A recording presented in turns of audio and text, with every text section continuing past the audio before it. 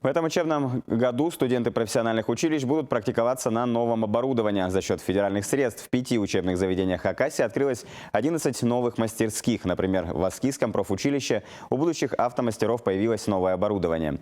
На всю республику таких мастерских всего 2, вторая в Абакане, в Хакасском политехническом колледже. Здесь все максимально приближено к работе в реальных условиях. Оборудование как в современном СТО, но если на станции техобслуживания технику надо ремонтировать, то для учебных мастерских новые машины куплены, чтобы их сначала ломать, а уже потом делать. Если с первого раза не получится, не проблема. Мастера подскажут и помогут исправить ошибки. Научиться здесь можно буквально всему: диагностика, техобслуживание, мелкосрочный и самый сложный ремонт. В новые мастерские также будут приглашать школьников, которые еще не определились в выборе профессии. Готовые специалисты уже будут выходить.